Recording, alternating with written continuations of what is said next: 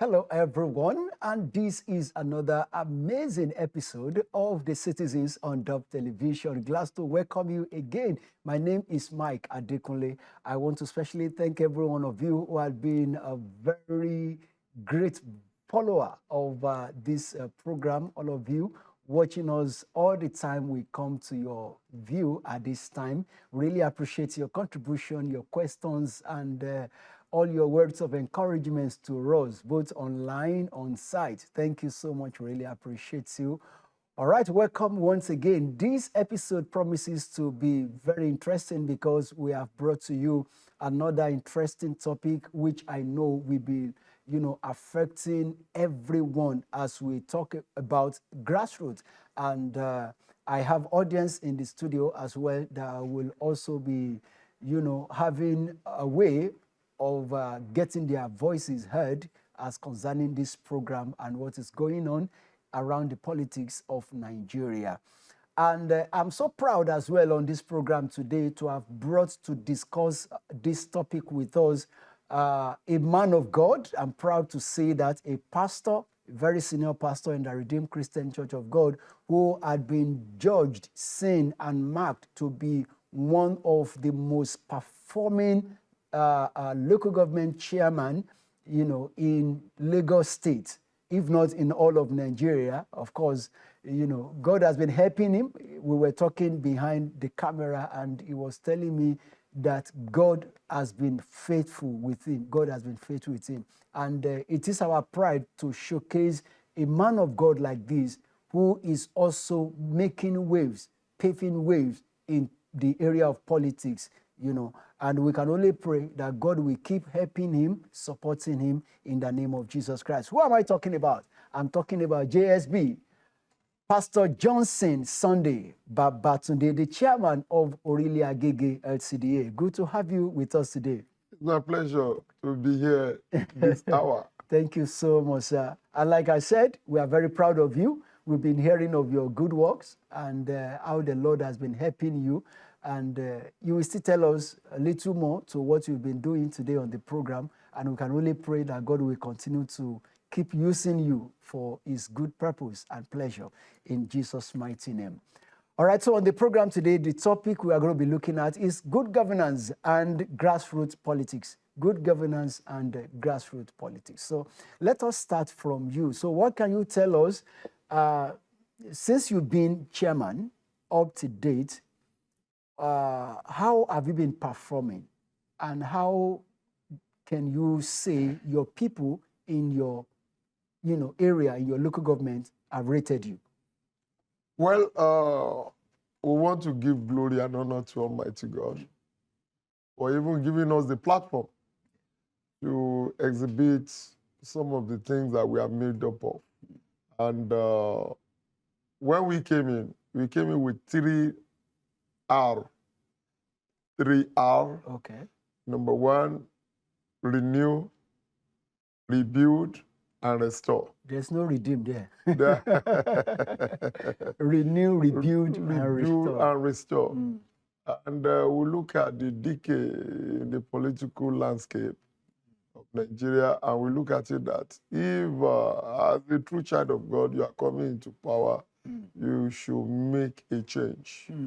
And what is constant in life is change. The only thing that is constant is change. Yeah. And what people resist most in life is change. So based on that, we came on board and said, okay, we must make the difference. And what are the difference we want to make? If people voted we in, there should be dividend of democracy at their doorsteps. And if dividend of democracy is going to be at their doorsteps, the man at the ends of affairs should know that he's standing in, keeping the resources of that local government as a trust to him.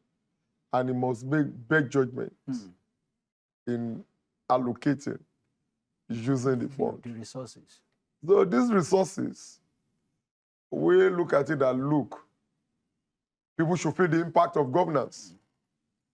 So we look at education. Education is the bedrock of development. Educate a child, you are building a nation. So we decided we pay particular attention to education. One of the responsibilities of the local government is to be in charge of the primary schools. Okay. And we are having about 24 primary schools in my local government. And with one inclusive, making it 25. Okay. As I'm talking to you, we've touched nothing less than 22 Out of 25. Out of 25 primary schools. I can be naming them one by one, and people will be attesting to it. First of all, we change the face, the infrastructure. Okay. How can a child be learning in an atmosphere of shabby buildings? So we decided not to renovate, we reconstructed, we built new ones. Then we move on to the provision of writing materials. As I'm talking to you, by this time next week, everybody, all the students in that local government, both secondary school, primary school, will be giving them at least five exercise books with writing material, biro, pencil, sharpener, and whatnot. Not only that, we got them buses that convey them in the morning to school. Wow. And bring them back by 2 o'clock. And not only that, at least 10 out of those primary schools are having computer centers. We give them 10 computers so that our children will be digital. You understand me? Yes. So they will be digital. We are, things are even moving on. Now, we are now talking about artificial intelligence. Yes. Do you understand me? Yes. That is living even the computer something, the computer engineer. Yes. You are now moving to artificial intelligence. Society must move along with this so that they will not be left behind. So that my own students in my local government will not be left behind. Sure, you understand me? Yes, I understand. Then we talk about provision of water in those schools. We talked about giving them a befitting toilet. We talked about human capacity development. I mean, training the teachers, giving them seminars, giving them opportunities. So some of those things are the things we'll be doing. Then on health. The primary health care facilities. Primary health care facilities. When we have 6 wards in my local government. And, my vision is to have at least 1 center per ward. By the grace of God, we're already having 4. Out of 6? Out of 6, remaining 2 to go. And we're about purchasing a land before the expiration of my tenure to ensure that we will look at. We have an health center in the 5th ward. Okay. Not only that, then time to time, we have what we call outreach. You understand me? Welfare. The welfare of them. No. I'm talking about health now. Okay. That people, we organize programs. They check their BP, check their diabetes level, check all those things. And at the same time, where we need to help with drugs, we do that as well. And you move on to social welfare.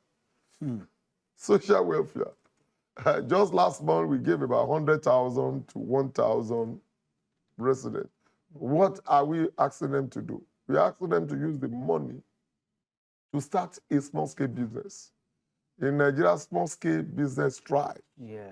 So you understand me? So when they have enough funds to do some of these things, for example, in my father's compound at Alagba, okay. I know some women, they've been there for the past 20 years or 30 years. When it is time for corn, you see them bringing out corn. And some of them, in a day, they have profit of about 4,000, 5,000. And they use that to cater for their children. So, and some of them goes on getting loans from LAPO, from grooming and whatnot. All this microfinance. Microfinance, they go ahead and get loans from them. And what we are giving them is we are not even asking them to bring it back. We are asking them to use it. And we are not stopping on 1,000. The number is still previously increasing. we were doing 500. Okay. Gradually, we increased it to 1,000. So on a more serious note, we are paying attention to the people. Now, let me take you back a little into looking at you being a pastor. Yes. What was the entry point for you? How easy was it for you to get into politics and be doing so great exploit as a pastor? Let me just say this. Nobody preached redeem to me. Nobody preached redeem to me. Holy Spirit just told me one day, because I have this Jehovah Witness background, and I stay with my uncle who happens to be a Jehovah Witness. So then I was looking for, after that, I said, no, I'm not going to do Jehovah Witness again. So one day I was just thinking, which church will I go? And Holy Spirit said, I want you to go to Redeem. So I was now mistaking Redeem for Trem. Okay, yes. Because that the one Redeemed Christian Church of God and the Redeemed Evangelical Mission. So I was mistaken. So I said, these RCCG people, they copy this Trem. Because Trem was easy to pronounce. But one day I was passing through Mulero, Agege. Okay. And God showed me Redeem. He said, this is the church I want you to go. Wow. And immediately the day I enter into that church, peace came upon me. Peace came upon me that this is where I want you to be. And since then, I've been there. And gradually. And what made me to go there, I was disappointed politically. You understand? They showed me Pepe. So... okay, before you became a Christian, they showed you Pepe. Now that you are a Christian, so what's now the level? No, they can't show me Pepe again. Oh, really? They know that this is the child of God. And some of them, they will always tell you that, look, when this man is moving, when he's moving his mouth, he's actually praying, he's fasting. So, which means that you can be a Christian. You can be a Christian and be in politics, and make impact. You make impact because they will let you see ab initio. It is what you are made up of that people will take you for. At the beginning, they should be able to identify some quality with. You don't need to say I'm a Christian before they know you are a Christian. If they are doing all these things and not following them, if they are moving this direction, they say, for this one, is a different person. It's a different person. So they will see the glory of God upon you. So by so doing, you are distinguishing yourself. You are separating yourself.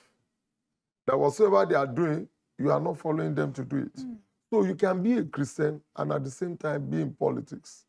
The only thing is, you will have to prove yourself. Because they will test you, they will do everything, they will ask you to put your hand in some things, and you will receive. You got to say, I told them that, okay, I'm no more contesting. If what you are asking me to do is fetish, okay, I'm no more interested. So they now discover that they are going to lose out. They are going to, because most of them believe once you get there, there will be patronage. Before they could rely on you to say, if he says he's not doing it, it means he's not doing it. He's not doing it. Which means you have been able to build yourself to a level. You have to build yourself to a level.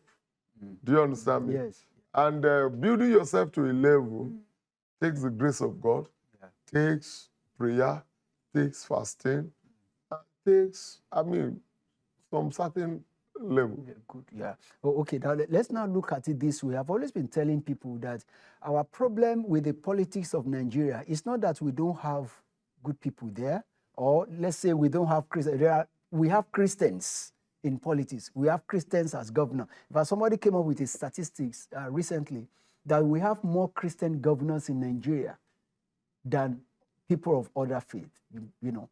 Now, you are a Christian, and you are doing what you are doing, and people are recognizing and connecting with what you are doing. Now, where is the fallout? Why are there no other Christians following, doing what you are doing? You get what I'm trying to say? Yes, right now? There are pastors, there are Christians in politics that are not doing well. I think I have to give it to God. Okay. It is God that has backed me up to this level. Okay. God has done so much for me. I mustn't deceive you. He has done so much for me. He backed me up. He supported me because of my intention. Okay. Your intention matters. Why do you want to aspire to be a governor? Why do you want to aspire to be a minister? Why do you want to, what is the reason behind your aspiration? Is it to serve the people? Are you against the normal order? Or are you interested in changing what is on the table? If you're interested in change, that is what the Holy Spirit will work with you. For example, when I came on board, there are so many things that people, even before I emerge as the chairman, they know me for what I am. They know that I don't have any other friend than Jesus. If you are looking for me, I've been sitting in front of Lagos Province 10 church for the past 20, 25 years. Wow. Like that is your base. That's my base. If you are looking for me, if you are looking for the local government chairman, just come to Lagos Province 10. Come to the front end. You meet me under the tree there. Do you understand me? Yes. So I've been identified with the church. So me being identified with the church, people know that there are some certain things they don't even need to discuss with me about. And the intention is to impact the people. Yes. The intention is to tell people that this thing is doable. For example, when we're giving out empowerment to 1,000 people, I read it on Facebook and somebody said, this man doesn't look like somebody who can give 10 million naira. Why is he saying he's going to give? So what should be the look of somebody who can give? Yeah, he should be so flamboyant. He should be, you understand me? With agbada touching the ground, you understand me? Living a very ostentatious life. Having entourage, having police. I've never used police in my life. No police orderly, nothing. I walk freely. I ride Okada. That is a motorcycle. Motorcycle. But to the glory of God, give it back to God. God has been so faithful.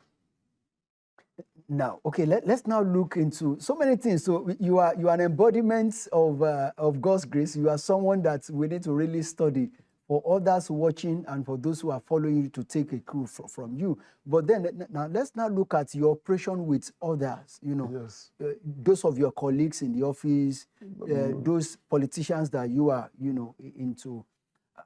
Are they giving you hand? Because there is this notion that, okay, when you are a Christian leader in politics, they won't allow you to thrive. They won't allow you to, they want to suppress you and all that. So how have you been doing it that you are gaining ground and you are having an edge? Well, let me say this. Once the head is bad, the whole body is rotten. Yes. For example, let's take Buhari when he came on board with Idiagbo during the military era. Yes. Everybody was falling in line. Even a child in the village, if they tell him or her that Idiagbo is coming, if the child is crying, the child will keep quiet. Do you remember that period? The very disciplinary, yes, war against the discipline. You understand me? There is an idea that said, if you want to address the poor, you dress like a poor man. You want to take people along, you ask them, don't cross this line, and you are the one crossing the line.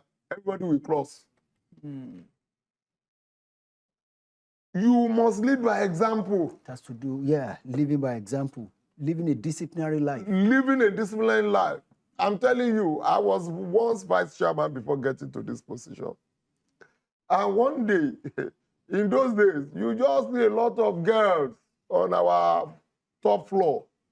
You see them roaming. You understand me? You'll be wondering what are they looking for? What are they looking for? Because the chairman condoned it. But one day, after some years, I said, but all those girls that normally roam on this floor, where are they? And people busted into laughter. And they said, where will they come? To see who? Leadership by example. People will take you for whom you are. Okay, you are talking of discipline. Yes. They are talking of people should come to office on time. Not until 12 or 1 o'clock before you yourself get to the office. I think the best form of defense is attack. You are telling people, don't enter into this building. And you are sitting at far end, people will enter. But you are seated at the doorstep and say people should not come in. Nobody will dare come in. Let me leave that one for you to digest. He wants the leadership of the organization. Okay, you are talking of winning souls. The pastor in charge is sitting in the office. He will not go out to evangelize. And you think members will follow suit? No. Be by example. It should be by example. He should lead by example. Now, the news of local government autonomy. Yes. How did that news meet you? And how has been your relationship with higher political authority, the state government, the federal government? So how has been the relationship? Let me say this to you. And I'm saying it without any apology. Lagos Local Government Council, under the present governor, have been enjoying autonomy prior to this time. Wow. I'm saying it authoritatively. I'm saying it that people should come out and say I'm lying. So there had not been any case of the money from local government being no. They've been giving up. If you look at some of the things we have done, come and see the local government. In my local government, we've done so many roads, built schools, built a center. Where will the money come from? If not that we are enjoying autonomy. The governor doesn't tamper with our fund. I'm not saying it to defend him. In fact, that governor is a perfect gentleman. The man, all what he wants is to end his tenure well. I'm telling you. And he go back to his house. I'm telling you. He has not been tampering with. In fact, he encouraged you understand me? He is a source of encouragement to us. I don't know now, since you are not... when the news of the autonomy came, okay, and people were congratulating me, a lot of people were congratulating, you people are having autonomy. And I said, which autonomy? We are already enjoying autonomy prior to this time. So we've been enjoying autonomy prior to this time. Now, since so it's never a news to us. Yes, okay. In now, Lagos. I would have asked you, I can still ask you, so other local government chairmen who are not having such autonomy, even now as we speak, Yes. that their state governors are still the one in control. Yes. What would be your advice to them? Well, my advice to them is, the local government is the closest government to the grassroots. Yes. For example, nobody will wake up in the morning and go to the state house and see the governor. The returning of security aides do not even allow you to get there. Yes. But before I wake up in the morning, you see a lot of people queue at my doorstep To see. to see me. So because it's the closest, we've been able to deliver dividends of democracy to them. So all other state governments, to lessen their work, they should be able to just embrace this autonomy. They should allow the local government to function well. Once the local government functions well, it lessens the burden On the state government. on the state government. For example, let me cite an instance. When the hardship was so heavy, I decided to bring in trailers of yam. I think it's still very heavy. Very heavy. I will still ask you to speak, Yes, but I want let you me to tell land on you, your very time. heavy. And when the thing was staring all of us in the face that, hey, people will be dying of hunger. So we made, myself and all those that my cabinet member, we decided to go and subsidize food items. What did we do? We asked the yam sellers, the outside yam sellers at Okildo, get us trailers of yam. Yeah.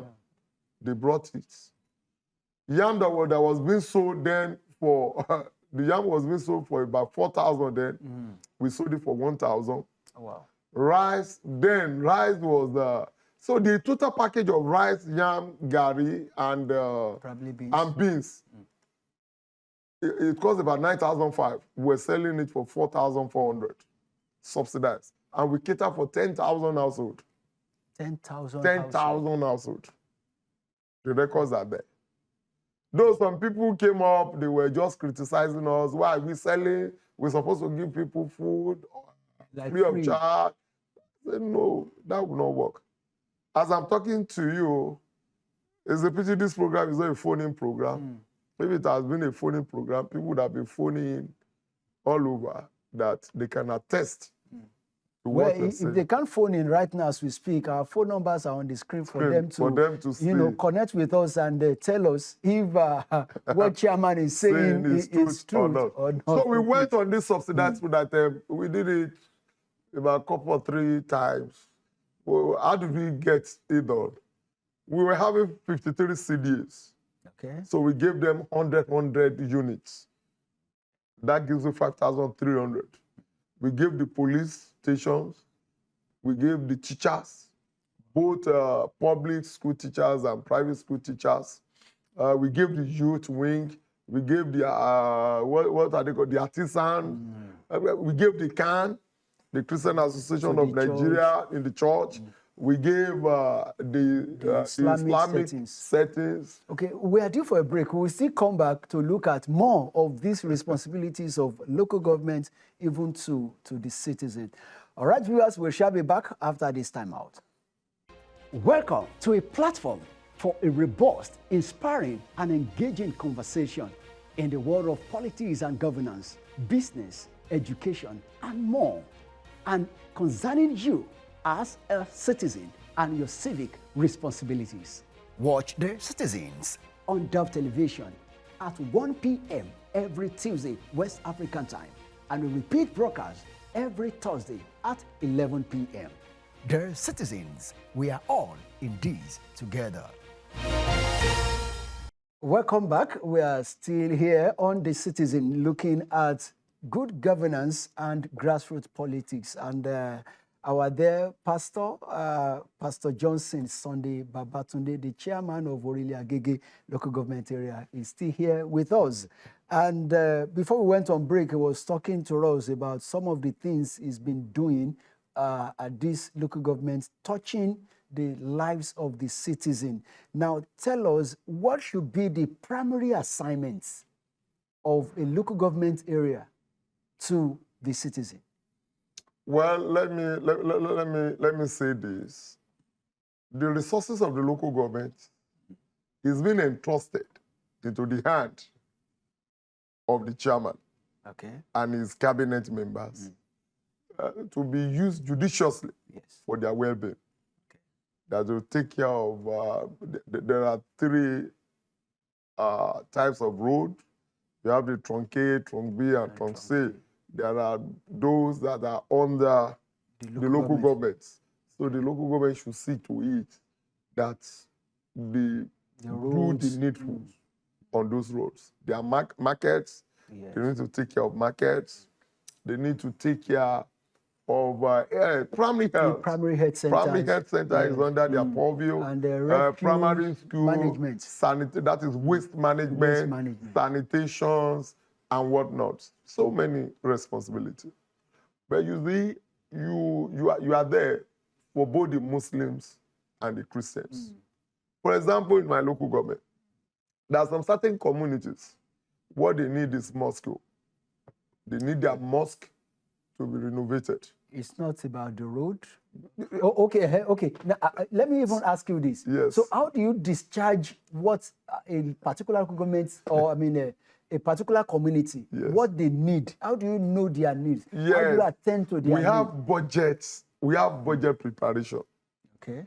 And the first thing you do in budget preparation is to invite communities to Okay. come.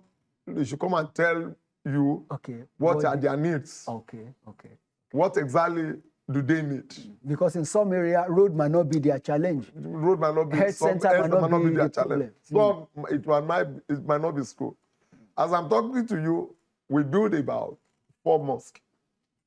Okay. To those who have said mosque. What we need in this our community is mosque. And you being a Christian, you built that. We did that for them, and because I'm holding their money in trust. So I don't.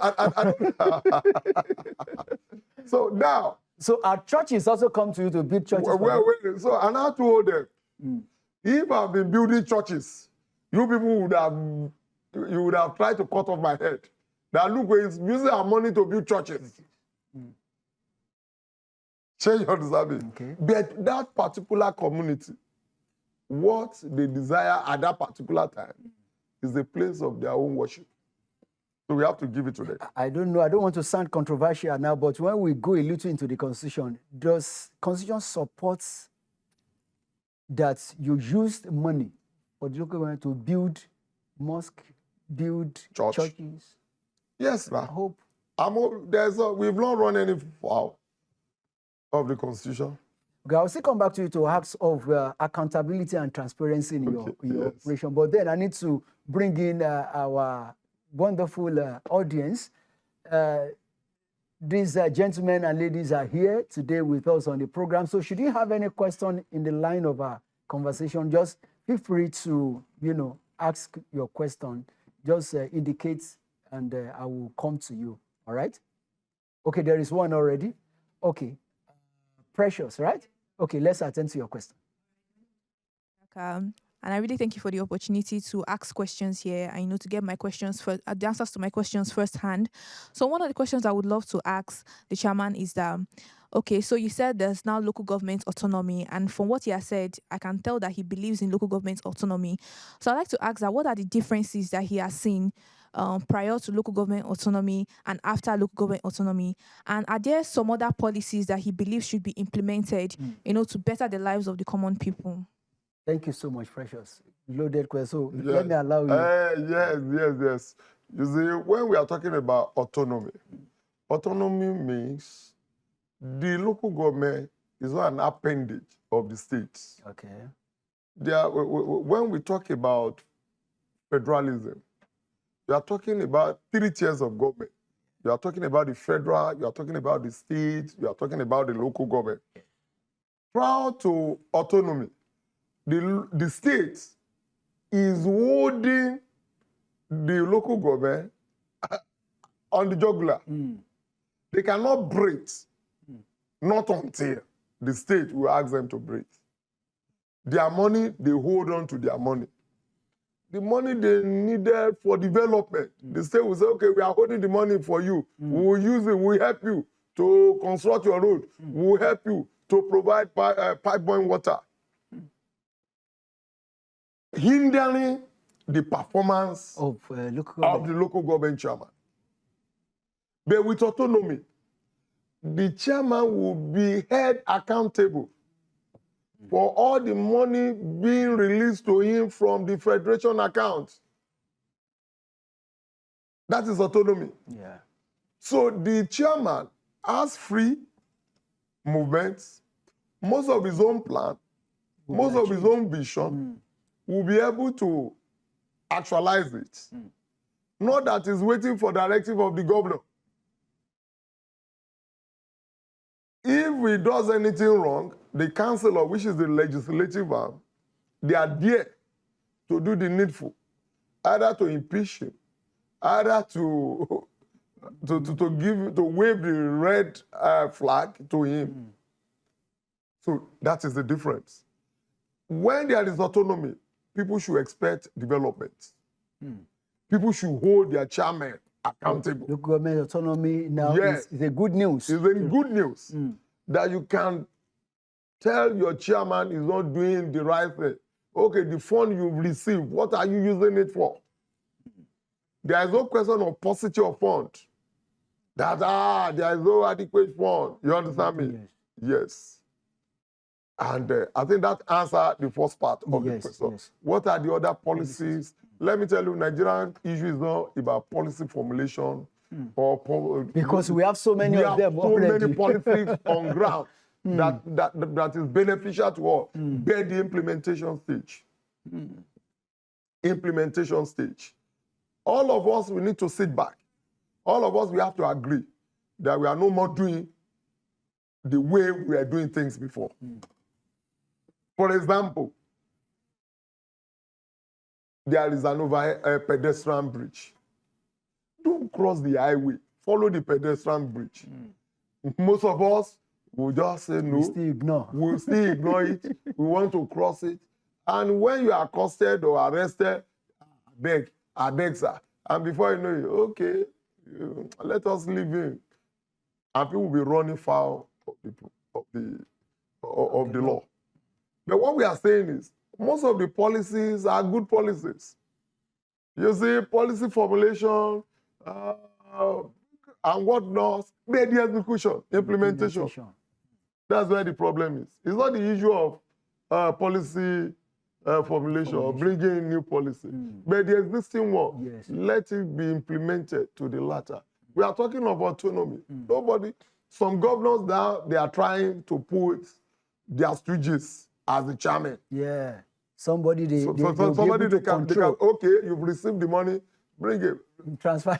But with what the federal government, what the Supreme Court have said, any chairman that does that should be ready to face the wrath of the law. Okay, now talking about you right now, so how do you go about accountability and transparency in your operation? Yes, accountability. Because of course you are a pastor; they know you very well as a pastor. Yes, it will be so absurd to hear that a pastor has embezzled their fund. You see, what we are saying in effect is that the money you receive is they incommensurate with the work done. That is where accountability comes in. Yeah. Okay, what you have received, is it commensurate with the work on ground? If you place that pari passu, and you can discover that it is incorrect, then that fellow is accountable to the people. Today, I'm not blowing my own trumpets, but most of the job, just yesterday, some days ago, the Lagos State House of Assembly came on oversight function to see some of the things we have done. Okay, you have people that also monitor what you do. Yes, from now the you have, level. yes, external auditors are there. We have external auditors from the local government audit commission. They are there. What was their reports on you? Well, to the glory of God, at least the score was high. I don't need to blow up trumpets. When other local governments are giving 0.7 as a capital project or some 10%, we were giving almost 24, 27% for capital projects as against the overhead. Though the standard is 60 to 40. Okay. But if a state can have 24, 27 or 30% as capital project, they'll be celebrating it. And God has used us to do that. All right. I'll still come back to you. You are also a man that is well-traveled. So I'm going to be asking you some questions around your exposure, Yes. vis-a-vis what is obtainable in Nigeria. All right. Another question from the audience. Okay, please, pass the mic. I have a question on cooperation amongst the tiers of government. So basically, when the present president was governor, he had I won't say a fight, but probably a dispute, let's put it that way, with the then president over the same local government funds autonomy. So now that this person has become president, how has he cooperated? How has he impacted the state? Because he was a governor then and now he's president. So how has his presidency helped local government in the states in Lagos? Beautiful question. Beautiful in the sense that when Mr. President Asiwaju Bola Ahmed Tinubu was A governor. a governor in Lagos State, he fought with an nail with the then federal government on the issue of creation of local governments. Because you agree with me that the local government is an important tier of government. Very, very important. And that is what he has exhibited now by saying, state governor, leave this local government alone. Leave them alone. Let me tell you, we find ourselves in this problem, in this predicament, because some people fail to do the needful when it was necessary. Yeah. The question he asks is that, as far as I'm concerned, this present president, on the issue of local government, he has moved in the right direction, fighting on behalf of the local government. And what he did, that he fought the other time, on behalf of the local government, that is exactly what he's still doing now. On that, I score him high. So, and when you talk about cooperation between the federal and the state, well, the government is just is barely one and a half. It's not 1 year, One year and some months, yes. and some months in office. You cannot actually give the pass re-judgment on them for now on this issue. Let us see what happens in the next 1 or 2 years, especially on this issue of autonomy to local government. Because they really want to hold the council chairman. They really want to hold them responsible for their actions and their inactions. So that it is not only the governors that will be, the EFCC will be torchlighting. They will equally be torchlighting the local government. So there won't be any excuse for any local government chairman that is not performing. There won't be excuse for him. All right. Thank you. Okay. Any other one there? All right. Okay. Let's attend to you. My name is Oluwatobi, and I really want to thank you for the opportunity to speak in this podium. And now, talking about small business thriving, right? And this is on we citizens. Knowing that government impose unreasonable bills on we citizens, how can small business thrive when things are hard, when even the bills that this government impose on us, they don't even follow it. It doesn't affect them at all. So how can we thrive? And you also said, like, okay, you give us money, you give us food, you give us that, but how does that solve the issue of hunger? How does that solve the issue of unemployment? Because you're just solving the symptoms. Like spoon-feeding. They're not solving the symptoms. They're not solving the problem. The real cause, like, there are no jobs. There's no, like, yes, we really appreciate you for the hospital, for the school. It actually makes all these little kids that don't have any school to go to. But what happens when they come out of school? Where are the jobs that the government are creating? Why is it that why is the implementation faulty? That's my question. All right, that's very good. And the first one, talking about charges and taxes on small businesses, I think most of all these things also come back to the local government. Local governments, they are responsible for the collection of taxes. I mean, taxes around, small businesses, market. I want to thank my dear brother for asking that question. You see, for example, in my local government, I look at the youth. What are the things we can do to empower you? Okay. But not by giving you money. We train some of them on digital marketing. Skills, okay. And at the end of the program, we give them laptop. Go and we equally supported them. Some on POS, we partner with Wema Bank and we give out POS and we give out money. I move on to agriculture. Let me tell you, all of us find ourselves in this problem. Sometimes ago, some years ago, about 8 or 9 years ago, I was driving one of our regional pastors now. Okay. I drove him. We're coming from the camp. Okay. And I was telling him, I said, sir, when you get to meeting with the senior pastors meeting, please tell them that Nigeria is in serious problem. That Redeem should go into agriculture. That we should just, vast land, allot land to people for them to do farming. Thank God for our revered Daddy Gio that asks provinces to have farmland. In fact, it's a mandatory exercise now. Because what we need to do, if we don't do it, we'll continue to suffer. We have arable land all over. As a local government, Lagos State is not having land. So I move on to Ogun State to acquire land for farming. Okay. I started with the youth, the Nigerian Youth Council of Nigeria, National Youth Council of Nigeria, Orile Agege branch. I started with them. We acquire land at Ifo, Papa Land too. That some part of Ogun State. Yes, that they should. Don't tell me you don't have job. 80% of those who travel abroad, they are regretting that they travel. 80% of them. There are some of the things they ought to have done here. They are not doing it. You can't tell me you are jobless. You can't tell me you don't have a job. When there are so many things you can lay your hands upon.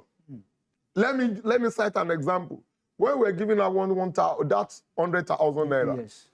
Some women came to me. They came from a neighboring local government. And they came... Not from your own local Not government. from my local government. They had it. They had that I'm empowering people, so they now came. They came and meet me in front of Lagos Province 10. Okay. Provincial headquarters. They came to meet me there. And while I was addressing it, they said, look, we are groundnut sellers. That we normally get a bucket of groundnut for 5,000, but it's now 7,500. Wow. And one way or the other, I gave them, I think, 20,000 each that day. And they were so happy that they are going to use it for something. The land we have acquired now, we've acquired just little one, 50 acres. Wow. 50 hectares of land, very close to Abeokuta. That we want to allot land to the people so that they will start farming. Though we are talking about insecurity, there are some of the things when you move in droves to some of these farms. Do you understand me? Yes. You engage yourself in something. I have my children as graduates. I didn't look for a job for any one of them. One of them is a member, the ESCO member of Pastor Seed Family.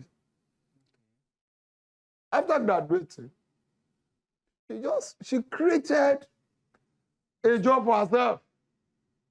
Decoration, event planner. Event planning and decoration. Event planner and decoration. She's making a lot of money there. The other one, engaging in small scale. You understand me? Selling packs of Indomies and whatnot. She's making her money. That's not that one is even doing a master's. Okay. Nigeria have the population. We have the market, but we are not actually exploiting the market. If you exploit the market, look at what you can do. Yes, on the issue of unnecessary taxes, I think what they will just, when you are selling something or you engage in small scale business, it is just their tickets. Okay. Ticket, I think 100 naira ticket per day or 150 ticket per day. That is what they give. And I hope it's no more than that now. Yes, I think in my local government, I think it's about 150. Okay. 150. Aside from that, I don't think there is any more levy except You need to get your tax clearance. That is when there is need for it. All those ones they are very necessary. All right, Necessary. quickly, because of our time, Yes. like I said earlier, where are we getting it wrong in Nigeria? We are getting You've been to places Yes. outside Nigeria, and Yes. we've seen governance, good Yes. governance Yes. delivered to people. So where are we missing it in We are Nigeria? missing it. Number one, when I talked about policy formulation and policy implementation, we are getting it wrong in implementation of policy. We are getting it wrong, totally wrong. Number two, we are too selfish, self-centered. Self-centeredness is killing us in Nigeria. The money we don't need, we want to accumulate it. We want to accumulate money we don't need. We are not our brother's keeper. We've sold our soul to the devil on when it comes to money. You understand me? We don't care about our neighbor. We want to be seen. Most Nigerians are too egocentric. Most Nigerians are too egocentric. They want to be worshipped. They want people to know that they are the best. They want people to know that they are the only one having generator in their community. You understand me? They want to see people seeing them, riding the best car, living the best house. Some people will spend a lot of money on fence. The money some people spend on erecting fence alone is enough to build a one-story or two-story buildings.